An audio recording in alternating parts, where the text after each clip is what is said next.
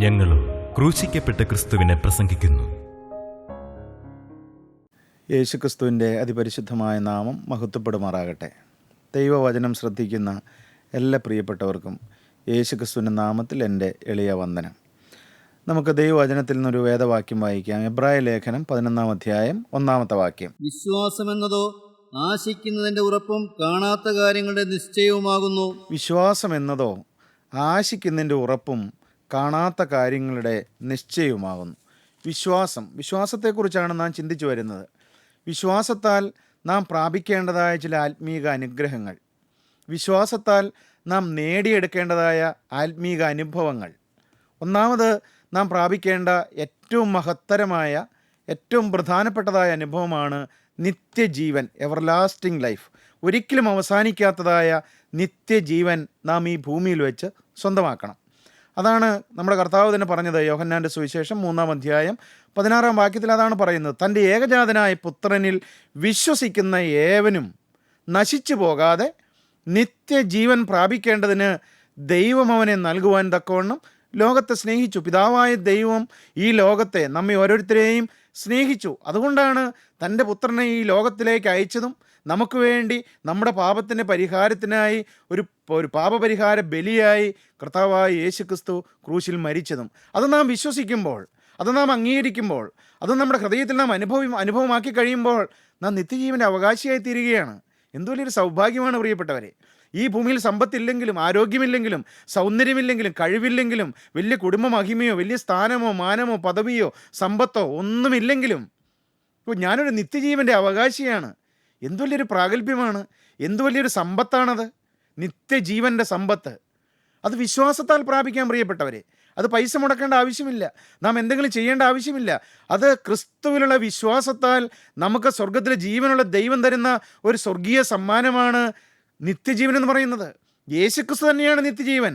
കർത്താവ് പറഞ്ഞു, ഞാൻ തന്നെ വഴിയും സത്യവും ജീവനുമാകുന്നു, ഞാൻ മുഖാന്തരമല്ലാതെ ആരും പിതാവിൻ്റെ അടുക്കൽ എത്തുന്നില്ല എന്ന്. ക്രിസ്തുവാണ് നിത്യജീവൻ, ക്രിസ്തുവാണ് സ്വർഗരാജ്യം. ഈ ക്രിസ്തുവിനെ നമ്മുടെ ഹൃദയത്തിൽ നാം സ്വീകരിച്ചാൽ നമുക്ക് നിത്യജീവൻ്റെ അവകാശികളായി തീരാം. എന്തൊരു സൗഭാഗ്യകരമായ അനുഭവമാണ് പ്രിയപ്പെട്ടവരെ അത്. ഒന്നാമത് നാം വിശ്വാസത്താൽ അനുഭവിക്കേണ്ട സ്വർഗീയ സൗഭാഗ്യം എന്ന് പറയുന്നത് നിത്യജീവനാണ്. അത് വിശ്വാസത്താൽ നമുക്ക് അനുഭവിക്കാം. രണ്ടാമത്തെ കാര്യം, വിശ്വാസത്താലുള്ള നീതീകരണം, ജസ്റ്റിഫിക്കേഷൻ ബൈ ഫെയ്ത്ത്. വിശ്വാസത്താലുള്ള നീതീകരണം. മനുഷ്യരാരും നല്ലവരായിട്ടില്ല, നീതിമാൻ ആരുമില്ല, ഒരുത്തൻ പോലുമില്ല. എന്നാൽ നീതികെട്ടവനായ മനുഷ്യനെ ദൈവം നീതിമാനെന്ന് മുദ്ര കുത്തുകയാണ്. അതാണ് നീതീകരണം. ഞാനും നിങ്ങളും, നമ്മൾ ഓരോരുത്തരും നീതികെട്ടവരാണ്. ഒരു നന്മയുമില്ല നമ്മുടെ ജീവിതത്തിൽ, ഒരവകാശവും പറയാനില്ല നമുക്ക്. ദൈവത്തിൻ്റെ സന്നിധിയിൽ ചെന്ന് ഒരവകാശം പറഞ്ഞുകൊണ്ട് ചെല്ലാൻ ഒരു മനുഷ്യനും സാധ്യമല്ല. കാരണം നമ്മുടെ ആളത്വം മുഴുവൻ അശുദ്ധമാണ്. അടിമുതൽ മുടിവരെയും നാർന്നതായ ചീഞ്ഞ വ്രണങ്ങളാണ് നമ്മുടെ ഹൃദയവും, നമ്മുടെ തലച്ചോറും, നമ്മുടെ ആളത്വവുമെല്ലാം. പ്രിയപ്പെട്ടവരെ, പുറമേ നാം നല്ലവരായിട്ടാണ് ജീവിക്കുന്നത് എങ്കിൽ പോലും നമ്മുടെ ഹൃദയം, നമ്മുടെ ചിന്താമണ്ഡലം, നമ്മുടെ നോട്ടം, നമ്മുടെ ആഗ്രഹം, നമ്മുടെ ആറ്റിറ്റ്യൂഡ്, നമ്മുടെ റിയാക്ഷൻസ്, നമ്മുടെ ഓരോരോ ചലനങ്ങളും, നമ്മുടെ ഓരോ കോശവും അത് പാപം നിറഞ്ഞതാണ് പ്രിയപ്പെട്ടവർ, ഏതൊരു മനുഷ്യൻ്റെയും അതെ. എന്നാൽ ഈ നീതികെട്ടവനായ മനുഷ്യനെ ദൈവം സൗജന്യമായിട്ട് നീതീകരിക്കുകയാണ്. റോമാലേഖനം 3-ാം അധ്യായം 24-ാം വാക്യത്തിൽ അതാണ് അപ്പോസ്തലൻ പറയുന്നത്. അവന്റെ കൃപയാൽ ക്രിസ്തുയേശുവിന്റെ വീണ്ടെടുപ്പ് മൂലം, അവന്റെ കൃപയാൽ ക്രിസ്തുയേശുവിന്റെ വീണ്ടെടുപ്പ് മൂലം സൗജന്യമായത്രേ നീതീകരിക്കപ്പെടുന്നത്. സൗജന്യമാണ് പ്രിയപ്പെട്ടവരെ നീതീകരണം, സൗജന്യമാണ്. ഒരു വിലയും കൊടുക്കേണ്ട, നാം ഒന്നും ചെയ്യേണ്ട. അവന്റെ കൃപയാൽ ക്രിസ്തുയേശുവിന്റെ വീണ്ടെടുപ്പ് മൂലം സൗജന്യമായത്രേ നീതീകരിക്കപ്പെടുന്നത്. വിശ്വസിക്കുന്നവർക്ക് അവൻ തന്റെ രക്തം മൂലം പ്രായശ്ചിത്തമാകുവാൻ, വിശ്വസിക്കുന്നവർക്ക് അവൻ യേശുക്രിസ്തു തന്റെ രക്തം മൂലം പ്രായശ്ചിത്തമാകുവാൻ ദൈവം അവനെ പരസ്യമായി നിർത്തിയിരിക്കുന്നു. പിതാവായ ദൈവം മനുഷ്യജാതിയുടെ മുൻപിൽ ഇതാ പരസ്യമായി നിർത്തിയിരിക്കുകയാണ്. പാപിയായ മനുഷ്യനും നിത്യനായ ദൈവത്തിനും മധ്യത്തിൽ ഇതാ യേശുക്രിസ്തുവിനെ പരസ്യമായി നിർത്തിയിരിക്കുകയാണ്. ദൈവത്തിന് സ്തോത്രം. ഇതാ ഈ ഭൂമിയുടെ ഒത്ത മധ്യത്തിൽ യേശുക്രിസ്തുവിനെ പരസ്യമായി നിർത്തിയിരിക്കുകയാണ്. എ.ഡിക്കും ബി.സിക്കും മധ്യത്തിൽ ഈ കർത്താവായ യേശുക്രിസ്തുവിനെ ഇതാ ലോകത്തിന് മുമ്പിൽ ഉയർത്തി കാണിച്ചിരിക്കുകയാണ്. നിങ്ങൾ അവങ്കിലേക്ക് നോക്കുക പ്രിയപ്പെട്ടവരെ, അവനിൽ നിങ്ങൾ വിശ്വസിക്കുക. അവൻ്റെ കൃപയാൽ ക്രിസ്തുയേശുവിലെ വീണ്ടെടുപ്പ് മൂലം സൗജന്യമായത്രേ നീതീകരിക്കപ്പെടുന്നത്. അവൻ്റെ കൃപയാൽ ക്രിസ്തുയേശുവിലെ വീണ്ടെടുപ്പ് മൂലം സൗജന്യമായത്രേ നീതീകരിക്കപ്പെടുന്നത്. വിശ്വസിക്കുന്നവർക്ക് അവൻ തൻ്റെ രക്തം മൂലം പ്രായശ്ചിത്തമാകുവാൻ ദൈവം അവനെ പരസ്യമായി നിർത്തിയിരിക്കുകയാണ്. പരസ്യമായി നിർത്തിയിരിക്കുന്ന ഈ യേശുക്രിസ്തുവിൻ്റെ മുഖത്തേക്ക് നിങ്ങൾ നോക്കി, അവൻ്റെ ക്രൂശിലേക്ക് നിങ്ങൾ നോക്കി, അവൻ്റെ ക്രൂശ് മരണത്തിൽ നിങ്ങൾ വിശ്വസിച്ചാൽ നിങ്ങൾക്കൊരു നീതിമാനായിട്ട് ജീവിക്കാം. വിശ്വാസത്താൽ നീതീകരണം നിങ്ങൾക്കും അനുഭവിക്കാം. നിങ്ങളുടെ കഴിഞ്ഞകാല ജീവിതം കർത്താവിൻ്റെ രക്തം കൊണ്ട് അവൻ കഴുകിത്തരും. അവൻ നിങ്ങളെ നീതീകരിച്ചു തരും. അവൻ നിങ്ങളെ നീതിമാനെന്ന് മുദ്രകുത്തും. പ്രിയപ്പെട്ടവരെ, ഈ ഭൂമിയിൽ ഒരു നീതിമാനായിട്ട് ജീവിക്കുന്നതായ ആ സ്വർഗീയ സന്തോഷം എന്തൊരു സൗഭാഗ്യകരമായ അനുഭവമാണ് പ്രിയപ്പെട്ടവരെ. അത് നാം നല്ലവരായിട്ടല്ല, നീതിമാന്മാരായിട്ടല്ല. ഞാൻ നീതികെട്ടവനാണ്, ഞാൻ നീതിയില്ലാത്തവനാണ്, ഞാൻ പാപത്തിൻ്റെ അടിമയായിരുന്നു, ഞാൻ പിശാചിൻ്റെ അടിമയായിരുന്നു, ഞാൻ പാപത്തിൻ്റെ അടിമയായിരുന്നു, ഞാൻ രോഗത്തിൻ്റെ അടിമയായിരുന്നു, ഞാൻ ശാപത്തിൻ്റെ അടിമയായിരുന്നു. എന്നാൽ എൻ്റെ 22-ാമത്തെ വയസ്സിൽ ദൈവത്തിന് വചനം കേട്ടുകൊണ്ടിരുന്നപ്പോൾ യേശുക്രിസ്തുവിൻ്റെ ക്രൂശിലേക്ക് നോക്കുവാൻ എനിക്ക് സ്വർഗം ഒരു കൃപ തന്നു. പ്രിയപ്പെട്ടവരെ, യേശുക്രിസ്തു ക്രൂശിൽ മരിച്ചത് എനിക്ക് വേണ്ടിയിട്ടാണെന്നുള്ളൊരു വിശ്വാസം കർത്താവ് എനിക്ക് തന്നു. എനിക്ക് പകരമായിട്ടാണ് യേശു മരിച്ചത്. ഞാൻ അടികൊള്ളേണ്ട സ്ഥാനത്താണ് യേശു അടികൊണ്ടത്. ഞാൻ തുപ്പലേൽക്കേണ്ട സ്ഥാനത്താണ് യേശു തുപ്പലേറ്റത്. ഞാൻ എൻ്റെ തലയിൽ മുൾക്കിരീടം ഏൽക്കേണ്ട സ്ഥാനത്താണ് യേശുവിൻ്റെ തലയിൽ മുൾക്കിരീടം അവൻ ഏറ്റത്. എന്തിനു വേണ്ടി? എന്നെ അവൻ സ്നേഹിച്ചതുകൊണ്ട്, എന്നെ നിത്യനരകം അവനെ ഒഴിവാക്കി തരാൻ വേണ്ടിയിട്ട്, എൻ്റെ പാപം പരിഹരിക്കാൻ വേണ്ടിയിട്ട് യേശു അവൻ പാപമാക്കപ്പെട്ടു. അത് വിശ്വസിക്കാനുള്ളൊരു കൃപ കർത്താവ് കൃപയാൽ എനിക്ക് തന്നു. പ്രിയപ്പെട്ടവരെ, അവൻ എൻ്റെ കഴിഞ്ഞകാല പാപങ്ങളെല്ലാം സൗജന്യമായി ക്ഷമിച്ചു തന്നു എന്നുള്ള ആ ഉറപ്പോടും നിർണയത്തോടും കൂടിയാണ് ഞാൻ നിങ്ങളുടെ മുമ്പിൽ നിൽക്കുന്നത്. അതുകൊണ്ട് ഞാൻ നല്ലവനായതുകൊണ്ടല്ല പ്രിയപ്പെട്ടവരെ. എന്നെ കർത്താവ് സൗജന്യമായി അവൻ്റെ തിരുരക്തം കൊണ്ട് അവൻ നീതീകരിച്ചു. അവൻ എൻ്റെ കഴിഞ്ഞകാല പാപങ്ങളെല്ലാം ക്ഷമിച്ചു തന്നു. ഞാൻ രഹസ്യമായും പരസ്യമായും പ്രവൃത്തിയിലും വാക്കിലും ചിന്തയിലും നോക്കിലും എല്ലാം വന്നുപോയ സകല പാപങ്ങളും അവനൊന്നും കണക്കിടാതെ, അവനൊന്നും കണക്കി ചോദിക്കാതെ എല്ലാം കർത്താവ് സൗജന്യമായി ക്ഷമിച്ചു തന്ന നീതീകരണത്തിൻ്റെ സൗഭാഗ്യം അനുഭവിച്ചുകൊണ്ടാണ് പ്രിയപ്പെട്ടവരെ ഞാനിവിടെ നിൽക്കുന്നത്. അവനെൻ്റെ കഴിഞ്ഞകാല പാപങ്ങളെല്ലാം ക്ഷമിച്ചു തന്നു. ഞാനതിനു വേണ്ടിയിട്ട് ഒന്നും ചെയ്തില്ല. ഞാൻ യേശുക്രിസ്തുവിന്റെ ക്രൂശിൽ ഞാൻ വിശ്വസിച്ചു. യേശു എനിക്ക് വേണ്ടിയിട്ടാണ് മരിച്ചതെന്ന് ഞാൻ വിശ്വസിച്ചു. അവനെ എൻ്റെ രക്ഷിതാവും കർത്താവുമായി ഞാൻ എൻ്റെ ഹൃദയത്തിൽ സ്വീകരിച്ചു. എൻ്റെ ജീവിതം ഞാൻ അവന് വേണ്ടി സമർപ്പിച്ചു. പ്രിയപ്പെട്ടവരെ, ഇന്നെൻ്റെ ജീവിതത്തിൽ ഈ ആയുസ്സിൽ ഒരേ ഒരാഗ്രഹമേ ഉള്ളൂ. ദൈവത്തിന് സ്തോത്രം. അതും കർത്താവ് തന്നൊരാഗ്രഹമാണ്. യേശുക്രിസ്തുവിൻ്റെ ഒരു പൂർണ്ണ വിശുദ്ധനായി ജീവിച്ച്, യേശുക്രിസ്തു എന്നിൽ കൂടി കണ്ടതായ വേല തികച്ച്, യേശുക്രിസ്തുവിനെ മണവാട്ടി സഭയെ ചേർക്കാൻ വരുമ്പോൾ വിശുദ്ധന്മാരോടൊരുമിച്ച് എനിക്ക് മക്കര നാട്ടിൽ പറന്നുയരണം. പ്രിയപ്പെട്ടവരെ, ഈ ഒരു എളിയ ദാഹത്തോടെ, ഈ ഒരു എളിയ ആഗ്രഹത്തോടെ ഞാനും എൻ്റെ ജീവിതം മുമ്പോട്ട് നയിക്കുകയാണ്. ദൈവത്തിന് സ്തോത്രം. എൻ്റെ കർത്താവിനെ ശുദ്ധീകരിച്ച് ഞാൻ എൻ്റെ ആഗ്രഹത്തിനനുസരിച്ച് എൻ്റെ കർത്താവിനെ അവൻ്റെ രാജ്യത്തിൽ എത്തിക്കുമെന്ന് ഞാൻ പൂർണ്ണമായിട്ടും വിശ്വസിക്കുകയാണ്. വിശ്വാസത്താലുള്ള നീതീകരണം, പാപമോചനം. പ്രിയപ്പെട്ടവർ, ഇന്ന് നാം ചിന്തിക്കാൻ പോകുന്നത് സൗജന്യമായി പാപക്ഷമയും നീതീകരണവും കിട്ടിയതായ ഒരു വ്യക്തിയെക്കുറിച്ചാണ്. അത് യോഹന്നാൻ്റെ സുവിശേഷം 8-ാം അധ്യായം 1 മുതലുള്ള ചില വാക്യങ്ങൾ നമുക്ക് വായിച്ച് കേൾക്കാം. അവിടെ നമ്മുടെ കർത്താവ് എന്താണ് പറയുന്നത്? യോഹന്നാൻ്റെ സുവിശേഷം 8-ാം അധ്യായം 1 മുതലുള്ളതായ വാക്യങ്ങൾ. യേശുവോ ഒലിവ് മലയിലേക്ക് പോയി. അതികാലത്ത് അവൻ പിന്നെയും ദൈവാലയത്തിൽ ചെന്നു. ജനമൊക്കെയും അവൻ്റെ അടുക്കൽ വന്നു. അവൻ ഇരുന്ന് അവരെ ഉപദേശിച്ചു കൊണ്ടിരിക്കുമ്പോൾ യേശുക്രിസ്തു ദൈവാലയത്തിൽ ചെന്ന് ജനമെല്ലാം യേശുക്രിസ്തുവിൻ്റെ അടുക്കൽ കൂടിയിരിക്കുമ്പോൾ കർത്താവരോട് വചനം സംസാരിക്കുകയാണ്. എന്താണ് നാം വായിച്ചത്? യേശുവോ ഒലിവ് മലയിലേക്ക് പോയി. അതികാലത്തെ അവൻ പിന്നെയും ദൈവാലയത്തിൽ ചെന്നു. ജനമൊക്കെയും അവൻ്റെ അടുക്കൽ വന്നു. അവൻ ഇരുന്ന് അവരെ ഉപദേശിച്ചുകൊണ്ടിരിക്കുമ്പോൾ യേശുക്രിസ്തു ജനത്തെ ഉപദേശിച്ചുകൊണ്ടിരിക്കുകയാണ്.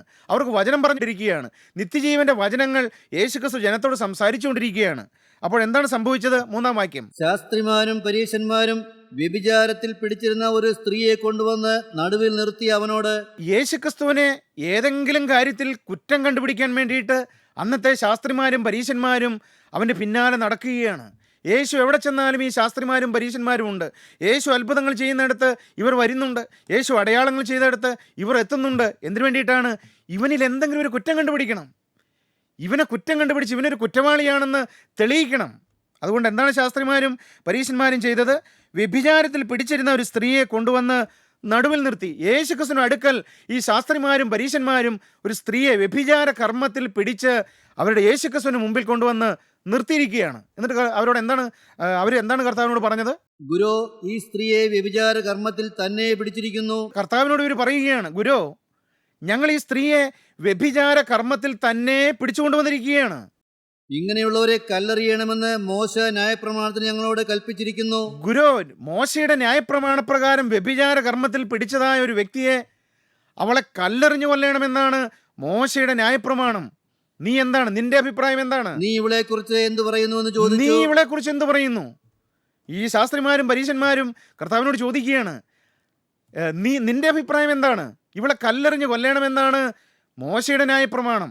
നീ എന്ത് പറയുന്നു ഈ സ്ത്രീയെ കുറിച്ച്? കർത്താവ് എന്താണ് പറഞ്ഞത്? ഇത് അവനെ കുറ്റം ചുമത്തുവാൻ സംഗതി കിട്ടേണ്ടതിന് അവനെ പരീക്ഷിച്ച് ചോദിച്ചതായിരുന്നു. പ്രിയപ്പെട്ടവരെ, യേശുക്രിസ്തുവിനെ കുറ്റം ചുമത്തേണ്ടതിന് യേശുക്രിസ്തുവിനെ പരീക്ഷിച്ച് ചോദിച്ചതാണ്. വാസ്തവത്തിൽ മോശയുടെ ന്യായപ്രമാണം എന്താണ് പറയുന്നത്? ആവർത്തന പുസ്തകം 22-ാം അധ്യായം 22-ാം വാക്യം നാം വായിക്കുമ്പോൾ ഒരു വ്യഭിചാര കർമ്മത്തിൽ പിടിച്ചതായ ഒരു വ്യക്തിയെ എന്ത് ചെയ്യണമെന്ന് മോശയുടെ ന്യായപ്രമാണം പറയുന്നുണ്ട്. ആവർത്തന പുസ്തകം 22-ാം അധ്യായം 22-ാം വാക്യത്തിൽ, ഒരു പുരുഷന്റെ ഭാര്യയായ സ്ത്രീയോടുകൂടെ ഒരുത്തൻ ശയിക്കുന്നത് കണ്ടാൽ, ഒരു പുരുഷനായ സ്ത്രീയോടുകൂടെ ഒരുത്തൻ ശയിക്കുന്നത് കണ്ടാൽ, സ്ത്രീയോടുകൂടെ ശയിച്ച പുരുഷനും സ്ത്രീയോട് കൂടെ ശയിച്ചതായ പുരുഷനും സ്ത്രീയും ഇരുവരും മരണശിക്ഷ അനുഭവിക്കണം. സ്ത്രീയും പുരുഷനും ഇരുവരും മരണശിക്ഷ അനുഭവിക്കണം. ഇങ്ങനെ ഇസ്രായേലിൽ നിന്ന് ദോഷം നീക്കിക്കളയണം. ഇങ്ങനെ ഇസ്രായേലിൽ നിന്ന് ദോഷം നീക്കിക്കളയണം. ഇതാണ് കർത്താവിന്റെ ന്യായപ്രമാണം. ഇതാണ് മോശയുടെ ന്യായപ്രമാണം. പ്രിയപ്പെട്ടവരെ, നാം ചിന്തിച്ചു നോക്കിയാൽ ഈ വ്യഭിചാര കർമ്മത്തിൽ പിടിക്കപ്പെട്ടതായ ഈ പുരുഷൻ എവിടെയാണ്? സ്ത്രീയെ മാത്രമല്ല ഇവിടെ കൊണ്ടുവന്നിട്ടുള്ളൂ. ഈ സ്ത്രീയുടെ കൂടെ വ്യഭിചാര കർമ്മത്തിൽ ഏർപ്പെട്ട ആ പുരുഷൻ എവിടെയാണ്? അവരവർ കൊണ്ടുവരുന്നില്ല. ഈ സ്ത്രീയെ മാത്രം യേശുവിൻ്റെ അടുക്കൽ കൊണ്ടുവരികയാണ്. എന്തിനു വേണ്ടിയിട്ട്? യേശുക്രിസ്തുവിനെ പരീക്ഷിക്കാൻ വേണ്ടിയിട്ടാണ്. യേശുക്രിസ്തുവിൽ കുറ്റം ആരോപിക്കാൻ വേണ്ടിയിട്ടാണ്. എങ്കിലും പ്രിയപ്പെട്ടവരെ, ഇവരെ കുറ്റം ആരോപിക്കുന്നതിനാണെങ്കിലും യേശുക്രിസ്തുവിനെ പരീക്ഷിക്കേണ്ടതിനാണെങ്കിലും ഇവൾ യേശുവിൻ്റെ അടുക്കൽ തന്നെ വന്നല്ലോ. അതെന്തു വലിയൊരു ഭാഗ്യമായി പോയി. വേണമെങ്കിൽ ഇവർക്ക് അവളെ കല്ലെറിഞ്ഞ് കൊല്ലാമായിരുന്നു. മോശയുടെ ന്യായപ്രമാണം അവിടെ ഉണ്ട്. ആരും ഒരു കുറ്റം വിധിക്കുകയില്ല. യേശുക്രിസ്തുവിനെ പരീക്ഷിക്കേണ്ടതിനാണെങ്കിലും യേശുക്രിസ്തുവിനെ കുറ്റം ചുമത്തേണ്ടതിനാണെങ്കിലും ഇവൾ യേശുവിൻ്റെ അടുക്കൽ വന്നല്ലോ. അതൊരു ഭാഗ്യമായി പോയി. അതെന്തായാലും ഒരു ഭാഗ്യമായി പോയി, ഒരു അനുഗ്രഹമായി പോയി. പ്രിയപ്പെട്ടവരെ, ദൈവത്തിന് സ്തോത്രം. നാം ചിന്തിക്കേണ്ടത്, ഭാഗ്യവശാൽ എല്ലാം അറിയുന്നതിൻ്റെ മുമ്പിലാണ് അവൾ വന്നത്. എല്ലാം അറിയുന്നവൻ്റെ മുൻപിലാണ് അവൾ എത്തിയത്. അത് വലിയൊരു ഭാഗ്യമായി പോയി. പ്രിയപ്പെട്ടവരെ, നാം ഇപ്പോൾ ഇരിക്കുന്നത് എല്ലാം അറിയുന്നവൻ്റെ മുമ്പിലാണ്. അവന് നമ്മുടെ കഴിഞ്ഞകാല ജീവിതം എന്താണെന്നറിയാം. നമ്മൾ ഇപ്പോൾ ആരാണെന്നവൻ അറിയാം. നാം എന്തായിത്തീരും, അല്ലെങ്കിൽ നമ്മെ എന്താക്കി തീർക്കാമെന്നും യേശുവിനറിയാം. അവൻ്റെ മുമ്പിലാണ് നാം കടന്നു വന്നിരിക്കുന്നത്. നമ്മുടെ പാസ്റ്റ് എന്താണെന്ന് അവനറിയാം. നമ്മുടെ കഴിഞ്ഞ കാലം, നമ്മുടെ ജീവിതം, നാം കോളേജിൽ പഠിച്ച കാലത്ത്, നാം ഹോസ്റ്റലിലായിരുന്ന കാലത്ത്, നാം വിദേശത്ത് പോയി പഠിച്ചപ്പോൾ, അന്യ സംസ്ഥാനങ്ങളിൽ പോയി പഠിച്ചപ്പോൾ നമ്മുടെ ജീവിതം എന്തായിരുന്നു? നമ്മുടെ പാസ്റ്റ്, നമ്മുടെ കഴിഞ്ഞ കാലം എന്താണെന്ന് യേശുവിനറിയാം. നമ്മുടെ പ്രസൻറ്റ് എന്താണെന്ന് യേശുവിനറിയാം. നാം ഇപ്പോൾ ആരാണ്, എൻ്റെ ഇപ്പോഴത്തെ അവസ്ഥ എന്താണ്, എൻ്റെ ഇന്നത്തെ ജീവിതം എങ്ങനെയാണ്, അതും യേശുവിനറിയാം. മാത്രമല്ല, നമ്മുടെ ഫ്യൂച്ചർ എന്താണെന്നും യേശുവിനറിയാം. എൻ്റെ ഭാവി എന്താണ്, ഞാൻ ഭാവിയിൽ ആരായിത്തീരും, അല്ലെങ്കിൽ എന്നെ ആരാക്കി തീർക്കാമെന്നും യേശുവിനറിയാം. പ്രിയപ്പെട്ടവരെ, അതുകൊണ്ട് ഈ ശാസ്ത്രിമാരുടെയും പരീശന്മാരുടെയും സാക്ഷ്യമൊന്നും യേശുവിന് ആവശ്യമില്ല. പ്രിയപ്പെട്ടവർ, അതുപോലെ തന്നെയാണ് നമ്മെക്കുറിച്ചും മനുഷ്യൻ്റെ ഒരു സാക്ഷ്യവും ദൈവത്തിന് ആവശ്യമില്ല.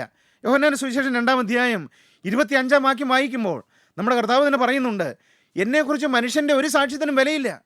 ആരുടെയും റെക്കമെൻഡേഷൻ ഇത് ദൈവത്തിന് വേണ്ട. ഒരു മനുഷ്യൻ്റെയും റെക്കമെൻഡേഷൻ യേശുവിന് വേണ്ട.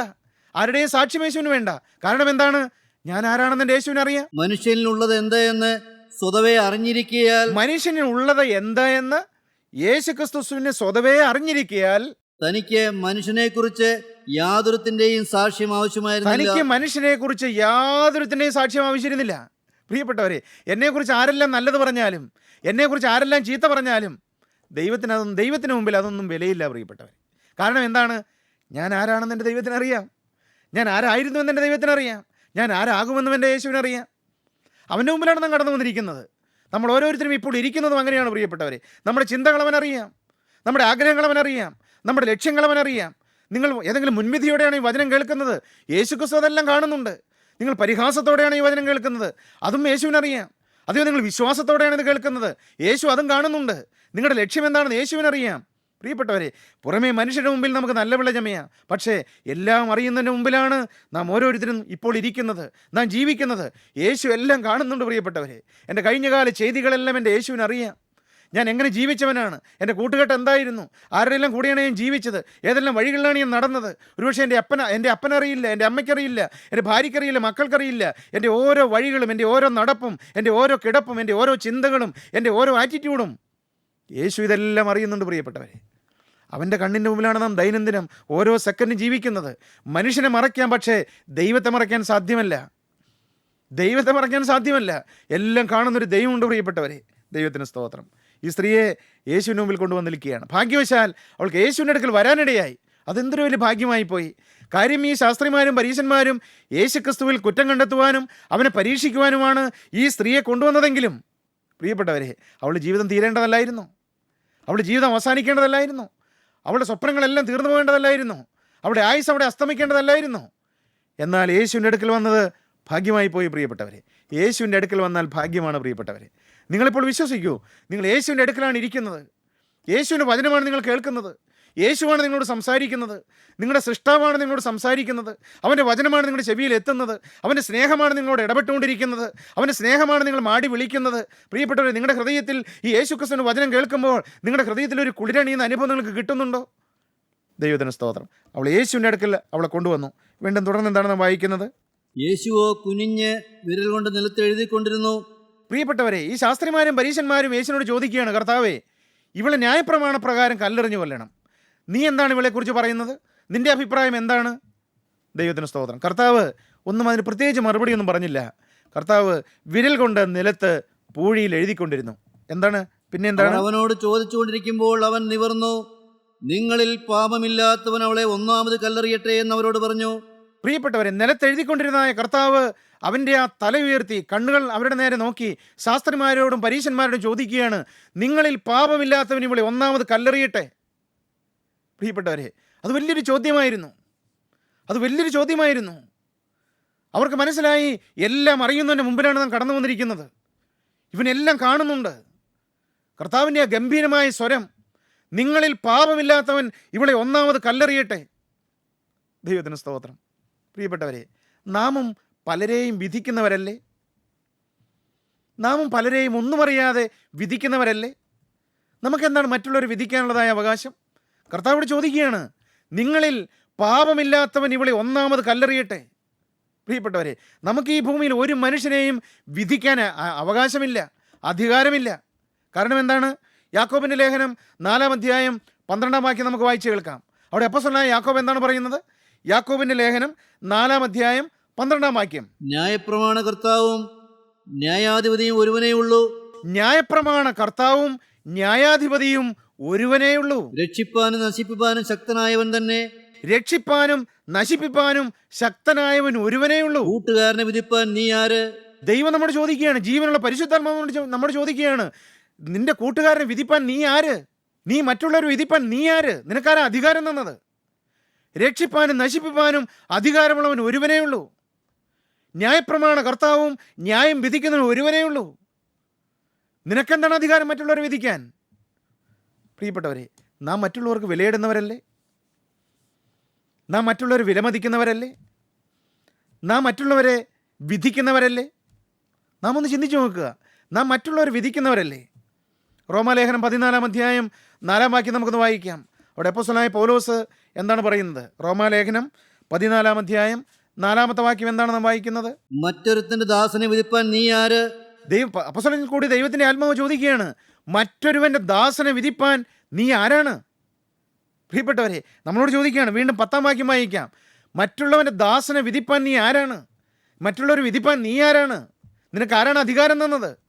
പിന്നെ 10-ാം വാക്യം, എന്നാൽ നീ സഹോദരനെ വിധിക്കുന്നതെന്ത്? നീ സഹോദരനെ വിധിക്കുന്നതെന്ത്? ദൈവത്തിൻ്റെ വചനം നമ്മോട് കർക്കശമായിട്ട് ചോദിക്കുകയാണ് പ്രിയപ്പെട്ടവരെ, നിന്റെ സഹോദരനെ നീ വിധിക്കുന്നതെന്ത്? 13-ാം വാക്യം എന്താണ് നാം വായിക്കുന്നത്? അതുകൊണ്ട് നാം ഇനി അന്യോന്യം വിധിക്കരുത്. സഹോദരന് ഇടർച്ചയോ തടങ്ങലോ വയ്ക്കാതിരിപ്പാൻ മാത്രം ഉറച്ചുകൊള്ളുവീൻ. പ്രിയപ്പെട്ടവരെ, നാം മറ്റുള്ളവരെ വിധിപ്പാൻ നമുക്ക് യോഗ്യതയില്ല, നമുക്ക് അർഹതയില്ല. നാം നമ്മുടെ ജീവിതത്തിലേക്ക് തിരിഞ്ഞു നോക്കിയാൽ നമ്മുടെ അവസ്ഥ, ശരിയായ തനതായ അവസ്ഥ നാം തിരിച്ചറിഞ്ഞാൽ നമുക്ക് മറ്റുള്ളവർ വിധിക്കാൻ അർഹതയില്ല എന്ന് നമുക്ക് തന്നെ മനസ്സിലാവും. മത്തായിയുടെ സുവിശേഷം 7-ാം അധ്യായം 1 വാക്യങ്ങളിൽ നമ്മുടെ കർത്താവ് പറഞ്ഞു, നമുക്ക് മറ്റുള്ളവർ വിധിപ്പാൻ അവകാശമില്ല. എന്തുകൊണ്ടാണ്? ഞാൻ എന്നിലേക്ക് നോക്കിയാൽ, ഞാൻ ആരാണെന്ന് സ്വയം തിരിച്ചറിഞ്ഞാൽ, എനിക്കൊരു ആത്മീയ സുബോധമുള്ള ഒരു ദൈവ ഇതിലാണെങ്കിൽ എനിക്ക് മറ്റുള്ളവർ വിധിക്കാൻ സാധ്യമല്ല പ്രിയപ്പെട്ടവരെ. മറ്റുള്ളവരുടെ കുറ്റം കണ്ടുപിടിക്കാൻ എനിക്ക് സാധ്യമല്ല. മറ്റുള്ളവരുടെ കുറ്റം പറയാൻ എനിക്ക് സാധ്യമല്ല. കാരണം ഞാൻ എന്നിലേക്ക് നോക്കുമ്പോൾ എൻ്റെ ജീവിതത്തിൽ ഇനിയും അനേക കുറവുകൾ കിടക്കുകയാണ്. മത്തായിയുടെ സുവിശേഷം 7-ാം അധ്യായം 1 മുതലായ വാക്യം. നിങ്ങൾ വിധിക്കപ്പെടാതിരിക്കേണ്ടതിന് വിധിക്കരുത്. കർത്താവ് പറയുകയാണ്, നിങ്ങൾ വിധിക്കപ്പെടാതിരിക്കേണ്ടതിന് നിങ്ങൾ ആരെയും വിധിക്കരുത്. നിങ്ങൾ വിധിക്കുന്ന വിധിയാൽ നിങ്ങളെയും വിധിക്കും. നിങ്ങൾ വിധിക്കുന്ന വിധിയാൽ നിങ്ങളെയും വിധിക്കുന്ന ഒരു ദിവസമുണ്ട്, ഒരു ന്യായവിധി ദിവസമുണ്ട്. പ്രിയപ്പെട്ടവരെ, നിങ്ങൾ ആരെയും വിധിക്കരുത്. നിങ്ങൾ വിധിക്കുന്ന വിധിയാൽ നിങ്ങളെയും വിധിക്കും. നിങ്ങൾ അളക്കുന്ന അളവിനാൽ നിങ്ങൾക്കും അളന്നു കിട്ടും. നിങ്ങൾ അളക്കുന്ന അളവിനാൽ നിങ്ങൾക്കും അളന്നു കിട്ടും. എന്നാൽ സ്വന്തം കണ്ണിലെ കോൽ ഓർക്കാതെ സഹോദരന്റെ കണ്ണിലെ കരട് നോക്കുന്നതെന്ത്? പ്രിയപ്പെട്ട കർത്താവ് ചോദിക്കുകയാണ്, സ്വന്തം കണ്ണിൽ കോലിരിക്കുകയാണ്, എന്നിട്ട് നീ നിന്റെ സഹോദരൻ്റെ കണ്ണിലെ കോല് നോക്കിയാൽ എങ്ങനെയാണ് ശരിയാവുന്നത്? പ്രിയപ്പെട്ടവരെ, ശരിയല്ലേ? നമ്മുടെ ജീവിതത്തിൽ എത്രയോ കാര്യങ്ങളാണ് ഇനി മാറാനുള്ളത്. എത്രയോ പാപ സ്വഭാവങ്ങളാണ് ഇനി മാറാനുള്ളത്. എത്രയോ വലിയ രൂപാന്തരമാണ് ഇനിയും എനിക്ക് സംഭവിക്കാനുള്ളത്. എൻ്റെ ജീവിതത്തിൽ എന്തെല്ലാം മാറ്റങ്ങളാണ് ഇനി വരാനുള്ളത്. ഞാൻ അതല്ലേ ആദ്യം മാറ്റേണ്ടത്. നമ്മുടെ ഓരോരുത്തരെയും അനുഭവം ഇതല്ലേ? വലിയ പാപം നമ്മുടെ ജീവിതത്തിൽ ഇരിക്കുകയാണ്, എന്നിട്ടോ സഹോദരൻ്റെ കണ്ണിലെ കരട് നോക്കാൻ നാം പോവുകയാണ്. ഇത് കർത്താവ് പറഞ്ഞതാണ് പ്രിയപ്പെട്ടവരെ. ഇത് എൻ്റെ അനുഭവമാണോ? എനിക്കിനിയും രൂപാന്തരം വരാൻ കിടക്കുകയാണ്. എൻ്റെ സ്വഭാവത്തിൽ ഇനിയും വലിയ വ്യത്യാസം വരാൻ കിടക്കുകയാണ്. ദൈവത്തിന് സ്തോത്രം. എന്നാൽ ഞാൻ മറ്റുള്ളവൻ്റെ കുറ്റം കണ്ടുപിടിച്ചുകൊണ്ടിരിക്കുകയാണ്. ഞാൻ മറ്റുള്ളവരെ വിധിച്ചുകൊണ്ടിരിക്കുകയാണ്. ഒന്നുകൂടെ വാക്യം ഒന്ന് വായിക്കാമോ? സ്വന്തം കണ്ണിൽ കോലിരിക്കെ. എന്നാൽ സ്വന്തം കണ്ണിലെ കോൽ ഓർക്കാതെ സഹോദരൻ കണ്ണിലെ കരട് നോക്കുന്നത് അല്ല, സ്വന്തം കണ്ണിൽ കോലിരിക്കെ.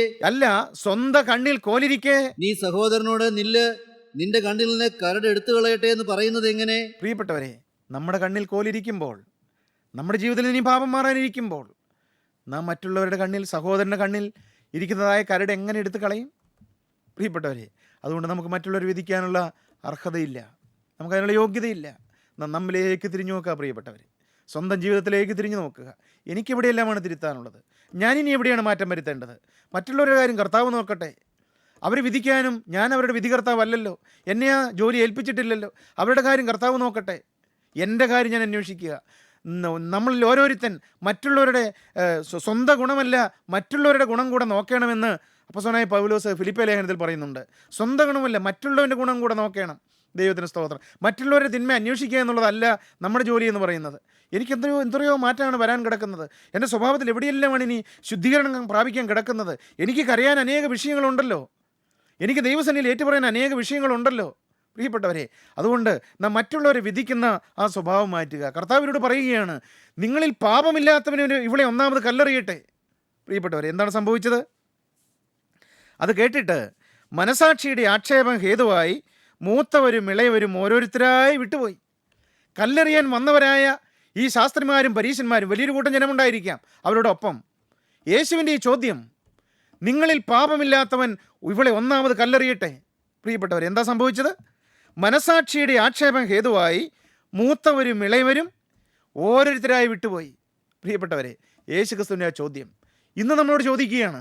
ദൈവത്തിന് സ്തോത്രം. മറ്റുള്ളവർ വിധിക്കുന്ന നമ്മളോട് ചോദിക്കുകയാണ്, മറ്റുള്ളവർ വിധിക്കാൻ നിനക്കെന്താണ് യോഗ്യത? നിനക്കെന്താണ് അർഹത? ദൈവത്തിന് സ്തോത്രം. പിന്നെ എന്താണ് സംഭവിച്ചത്? യേശു മാത്രവും നടുവിൽ നിൽക്കുന്ന സ്ത്രീയും ശേഷിച്ചു. പ്രിയപ്പെട്ടവരെ, വലിയൊരു കൂട്ടം ജനക്കൂട്ടത്തോടു കൂടിയാണ് ഈ സ്ത്രീയെ അവരുടെ മുമ്പിൽ കൊണ്ടുവന്ന് യേശുക്രിസ്തുവിനെ കുറ്റം ചുമത്തുകയും ചെയ്യാം, ഇവളെ കല്ലെറിഞ്ഞ് കൊല്ലുകയും ചെയ്യാം. ഇതായിരുന്നു അവരുടെ പ്രതീക്ഷ. എന്നാൽ പ്രിയപ്പെട്ടവരെ, യേശുക്രിസ്തുവിൻ്റെ ഒരു ചോദ്യത്തിന് മുമ്പിൽ, നിങ്ങളിൽ പാപമില്ലാത്തവന് ഇവളെ ഒന്നാമത് കല്ലെറിയട്ടെ എന്നുള്ള യേശുക്രിസ്തുവിൻ്റെ ആ ചോദ്യത്തിന് മുമ്പിൽ എല്ലാവരും, മൂത്തവരും ഇളയവരും എല്ലാവരും മനസാക്ഷിയുടെ ആക്ഷേപം ഹേതുവായി ഇതാ പ്രകാശത്തിൻ്റെ മുമ്പിൽ നിന്ന് എല്ലാവരും ഒളിച്ചോടുകയാണ്. അവസാനം ഈ യേശുവും സ്ത്രീയും മാത്രം ശേഷിക്കുകയാണ്. പ്രിയപ്പെട്ടവരെ, അതൊരു വലിയൊരു അനുഭവമാണ്. യേശുവും ഞാനും മാത്രം ശേഷിക്കുന്നതായ ഒരു അനുഭവം. പ്രിയപ്പെട്ടവരെ, നിങ്ങളുടെ ജീവിതത്തിൽ അങ്ങനെ ഒരു അനുഭവം ഉണ്ടാകാറുണ്ടോ? യേശുവും ഞാനും മാത്രം. ശരിയാണ്, എനിക്ക് ഭാര്യയുണ്ട്, മക്കളുണ്ട്, കൂട്ടായ്മയുള്ള ദൈവമക്കളുണ്ട്, എനിക്ക് മാതാപിതാക്കളുണ്ട്, എല്ലാം ശരിയാണ്. പക്ഷേ ഞാനും യേശുവും മാത്രം ശേഷിക്കുന്നതായ ഒരു അനുഭവം നിങ്ങളുടെ ജീവിതത്തിൽ എന്തെങ്കിലും ഉണ്ടോ? ഒരു ദിവസത്തിൽ എപ്പോഴെങ്കിലും നിങ്ങളുടെ ജീവിതത്തിൽ അങ്ങനെ ഉണ്ടോ? ഞാനും യേശുവും മാത്രം ശേഷിക്കുന്നതായ ഒരു അനുഭവം. പ്രിയപ്പെട്ടവരെ, അതാണ് പ്രാർത്ഥനാ ജീവിതം എന്ന് പറയുന്നത്. അതാണ് പ്രാർത്ഥനാ ജീവിതം. യേശുവും നിങ്ങളും മാത്രം ഇരിക്കുന്ന ഒരു സമയം നിങ്ങളുടെ ജീവിതത്തിലുണ്ടോ? ഇല്ലെങ്കിൽ നിങ്ങൾ തുടങ്ങണം പ്രിയപ്പെട്ടവരെ. ഞാനും എൻ്റെ യേശുവും മാത്രം. അതിൻ്റെ ഇടയ്ക്ക് വേറെ ആരുമില്ല, വേറെ ഒരു വ്യക്തിയുമില്ല. ഞാനും എൻ്റെ യേശുവും മാത്രം. അപ്പോഴാണ് ഞാൻ എൻ്റെ ജീവിതത്തിലെ പാപ സ്വഭാവങ്ങൾ അവൻ്റെ കാൽക്കൽ ഇറക്കി വയ്ക്കുന്നത്. എൻ്റെ വേദനാ വിഷയങ്ങൾ, എൻ്റെ സങ്കട വിഷയങ്ങൾ, എൻ്റെ ഭാര വിഷയങ്ങൾ, എൻ്റെ നൊമ്പര വിഷയങ്ങളെല്ലാം ഞാൻ ഇറക്കി വയ്ക്കുന്നത് ഞാനും എൻ്റെ യേശുവും മാത്രം ഇരിക്കുന്നതായ സമയത്താണ്. പ്രിയപ്പെട്ടവരെ, നിങ്ങൾക്ക് അങ്ങനെ ഒരു സമയം ഉണ്ടാകണം. ആ സമയത്താണ് നമ്മുടെ ഭാരവിഷയങ്ങളെല്ലാം അവൻ്റെ കാൽക്കൽ ഇറക്കി വയ്ക്കുന്നത്. എൻ്റെ ജീവിതത്തിൽ സംഭവിച്ചതായ തെറ്റുകളും പാപങ്ങളും എല്ലാം അവനോട് ഏറ്റുപറയുന്നത് ആ സമയത്താണ്. ഞാനും യേശുവും മാത്രം ശേഷിക്കുന്നതായ ഒരു അനുഭവം നിങ്ങൾ ഇതുവരെ അങ്ങനെ ഇല്ലെങ്കിൽ നിങ്ങളത് തുടങ്ങണം പ്രിയപ്പെട്ടവരെ. ഞാനും യേശുവും മാത്രം ഇരിക്കുന്നതായ ഒരു സമയം, ആ പ്രാർത്ഥന ജീവിതം നിങ്ങളുടെ ജീവിതത്തിൽ ഉണ്ടായിരിക്കണം. എന്നാൽ മാത്രമേ ഒരു വിശ്വാസിക്ക് മുൻപോട്ട് പോകാൻ കഴിയുകയുള്ളൂ, ആത്മീയമായി വളരാൻ കഴിയുകയുള്ളൂ. യേശുവും ഞാനും മാത്രം ശേഷിക്കുന്നതായ ഒരു അനുഭവം. പ്രിയപ്പെട്ടവരെ, ദൈവം കൃപയാൽ എനിക്കങ്ങനെ ഒരു അനുഭവം തന്നിട്ടുണ്ട്. ഞാനും എൻ്റെ യേശുവും മാത്രം ഇരിക്കുന്നൊരു അനുഭവം. പ്രിയപ്പെട്ടവരെ, എന്തൊരു മാധുര്യമുള്ള സമയമാണ്. ഞാൻ അവനെ സ്തുതിക്കാറുണ്ട്. ഞാൻ അവൻ്റെ പാദം എൻ്റെ കണ്ണുനീരുകൊണ്ട് കഴുകാറുണ്ട്. ഞാൻ അവൻ്റെ വേദനകളെ അവനെ അറിയിക്കാറുണ്ട്. ഞാൻ എൻ്റെ ആവശ്യങ്ങൾ അവനോട് അറിയിക്കാറുണ്ട്. അവനെല്ലാം നിവർത്തിച്ച് തരാറുണ്ട്. പ്രിയപ്പെട്ടവരെ, എൻ്റെ ആവശ്യങ്ങളെല്ലാം അവൻ നിർവഹിച്ച് തരാറുണ്ട്. സമയാസമയങ്ങളിൽ, ഒരുപക്ഷെ എൻ്റെ സമയത്തായിരിക്കണമെന്നില്ല, എൻ്റെ ആഗ്രഹപ്രകാരം ആയിക്കൊള്ളുന്നില്ല, എന്നാൽ എനിക്ക് വേണ്ടി സകലവും നിർവഹിച്ചു തരുന്ന ഒരു ജീവനുള്ള ക്രിസ്തുവിനെ ഞാൻ അനുഭവിക്കുന്നുണ്ട്. ദാവീദ് പറഞ്ഞു, അത്യുന്നതനായ ദൈവത്തെ ഞാൻ വിളിച്ചപേക്ഷിക്കും, എനിക്ക് വേണ്ടി സകലവും നിർവഹിക്കുന്ന ദൈവത്തെ തന്നെയെന്ന്. പ്രിയപ്പെട്ടവരെ, നമുക്ക് വേണ്ടി ആത്മീയവും ഭൗതികവും നമ്മുടെ കുടുംബപരമായ എല്ലാ കാര്യങ്ങളും നമുക്ക് നിർവഹിച്ചു തരുന്ന ഒരു ജീവനുള്ള ക്രിസ്തുവുണ്ട്. ആ ക്രിസ്തുവിൻ്റെ പിന്നാലെയാണ് നാം പോകുന്നത്. ദൈവത്തിന് സ്തോത്രം. യേശുവും അവളും മാത്രം നടുവിൽ ശേഷിച്ചു. എന്താണ് കർത്താവ് അവളോട് പറഞ്ഞത്? യേശു നിവർന്ന് അവളോട് സ്ത്രീയെ, അവരെവിടെ? നിനക്കാരും ശിക്ഷ വിധിച്ചില്ലയോ എന്ന് ചോദിച്ചത്. കർത്താവോട് ചോദിക്കുകയാണ്, സ്ത്രീയെ, നിന്നെ ആരും ശിക്ഷ വിധിച്ചില്ലേ? കല്ലെറിഞ്ഞ് കൊല്ലാൻ കൊണ്ടുവന്നവരാരും അവിടെ ഇല്ലല്ലോ, അവരൊക്കെ എവിടെ പോയി? നിനക്ക് ആരും ശിക്ഷ വിധിച്ചില്ലേ? ഇല്ല കർത്താവേ എന്നവൾ പറഞ്ഞു. പ്രിയപ്പെട്ടവരെ, ഇടർന്നതായ തൊണ്ടയോടുകൂടി അവൾ പറയുകയാണ്, ഇല്ല കർത്താവേ, ആരും ശിക്ഷ വിധിച്ചില്ല. ദൈവത്തിന് സ്തോത്രം. എന്താണ് കർത്താവ് പറഞ്ഞത്? ഞാനും നിനക്ക് ശിക്ഷ വിധിക്കുന്നില്ല. നിന്നെ ശിക്ഷ വിധിക്കാൻ അധികാരമുള്ളവനാണ് ഞാൻ. നിന്നെ ശിക്ഷ വിധിക്കാൻ അധികാരമുള്ളവനാണ് ഞാൻ. കാരണം ഞാൻ പാപം ചെയ്യാത്തവനാണ്, ഞാൻ പാപമില്ലാത്തവനാണ്. കർത്താവ് പറഞ്ഞതാണ്, പാപമില്ലാത്തവൻ ഇവിടെ ഒന്നാമത് കല്ലെറിയട്ടെ. യേശുക്രിസ്തുവിന് മാത്രമാണ് അവളെ ശിക്ഷ വിധിക്കാനുള്ള അധികാരമുള്ളത്. അവൾ ശിക്ഷയ്ക്ക് യോഗ്യമാണ്. എന്നാൽ പ്രിയപ്പെട്ടവരെ, അവളോട് കർത്താവ് പറയുകയാണ്, എന്താണ് പറഞ്ഞത്? ഞാനും നിനക്ക് ശിക്ഷ വിധിക്കുന്നില്ല. പോക, ഇനി പാപം ചെയ്യരുത്. പ്രിയപ്പെട്ടവരെ, കർത്താവ് ഇന്നും ഈ വചനം കേൾക്കുന്ന നിങ്ങളോടും പറയുന്നതാണ്, മകനെ, നിനക്ക് ഞാൻ ശിക്ഷ വിധിക്കുന്നില്ല, പോക, ഇനി പാപം ചെയ്യരുത്. പ്രിയപ്പെട്ടവരെ, നിങ്ങൾക്ക് സൗജന്യമായ പാപക്ഷമയും നീതീകരണവും വേണമോ? ഒറ്റ തീരുമാനം മതി, കർത്താവേ, ഇനി പാപത്തിലേക്കില്ല, ഇനി അശുദ്ധിയിലേക്കില്ല, ഇനി മ്ലേച്ഛതയിലേക്കില്ല, ഇനി കോപത്തിലേക്കില്ല, ഇനി വാശിയിലേക്കില്ല, ഇനി മ്ലേച്ഛതയിലേക്ക് എൻ്റെ ജീവിതം ഞാൻ കളയുകയില്ല, ഇനി ലോക ഇമ്പങ്ങളിലേക്ക് ഞാൻ പോവുകയില്ല, പോക, ഇനി പാപം ചെയ്യരുത്. പ്രിയപ്പെട്ടവരെ, നിങ്ങൾക്ക് യേശുക്രിസ്തുവിൻ്റെ പാദത്തിൽ നിങ്ങളുടെ കണ്ണുകളൊന്ന് അടയ്ക്കാമോ? നിങ്ങളുടെ ഹൃദയത്തിൽ അങ്ങനെ ഒരു തീരുമാനമെടുക്കാമോ? കർത്താവേ, ഇനി പാപത്തിലേക്കില്ല, ഇനി അശുദ്ധിയിലേക്കില്ല, ഇനി മ്ലേച്ഛതയിലേക്കില്ല, ഇനി മദ്യപാനത്തിലേക്കില്ല, ഇനി സിനിമയിലേക്കില്ല, ഇനി മ്ലേച്ഛതയിലേക്കില്ല കർത്താവേ, ഇനി പാപത്തിലേക്കില്ല, ഇനി പിശാചിന് ഇടം കൊടുക്കുകയില്ല. യേശു പറയുകയാണ്, മകനെ, നീ പോക, ഇനി പാപം ചെയ്യരുത്. നിന്റെ പാപങ്ങളെല്ലാം കർത്താവ് ക്ഷമിച്ചു തരികയാണ്. വിശ്വസിക്കുക, യേശു നിന്നെ സ്നേഹിക്കുകയാണ്. യേശു നിന്നോട് പറയുകയാണ്, പോക, ഇനി പാപം ചെയ്യരുത്. ഇല്ല കർത്താവേ, ആ പാദപീഠം കെട്ടിപ്പിടിച്ചുകൊണ്ട് യേശുവിനോട് ആരെല്ലാം വാക്ക് പറയുന്നുണ്ട്, ഇനി പാപത്തിലേക്കില്ല കർത്താവേ, ഇനി പാപത്തിലേക്ക് ഞാൻ പോവുകയില്ല, ഇനി പാപത്തിൽ ഞാൻ ജീവിക്കുകയില്ല, ഇനി യേശുക്രിസ്തുവിനൊരു അടിമയായി, യേശുക്രിസ്തുവിനൊരു കാതുളച്ച അടിമയായി, യേശുക്രിസ്തുവിനൊരു നിത്യ അടിമയായി ഞാൻ ഇന്ന് മുതൽ ജീവിക്കുമെന്ന് യേശുക്രിസ്തുവിനോട് ഞാൻ വാക്ക് പറയുന്നു. കരുണയുള്ള ഞങ്ങളുടെ സ്വർഗീയ പിതാവേ, ഈ നല്ല ദിവസത്തിനായി ഞങ്ങൾ നിന്നെ സ്തുതിക്കുന്നു. ഞങ്ങളുടെ പാപങ്ങൾ അവിടുന്ന് കഴുകി തരുന്നതിനായി ഞങ്ങൾ നിന്നെ സ്തുതിക്കുന്നു. സൗജന്യമായ നീതീകരണം അവിടുന്ന് ഞങ്ങൾക്ക് തരുന്നതിനായി ഞങ്ങൾ നിന്നെ സ്തുതിക്കുന്നു. ഈ വചനം കേട്ട എല്ലാവരെയും അവിടുന്ന് അനുഗ്രഹിക്കണമേ. യേശുക്രിസ്തുവിൻ്റെ അതിപരിശുദ്ധമായ നാമത്തിൽ തന്നെ. ആമേൻ.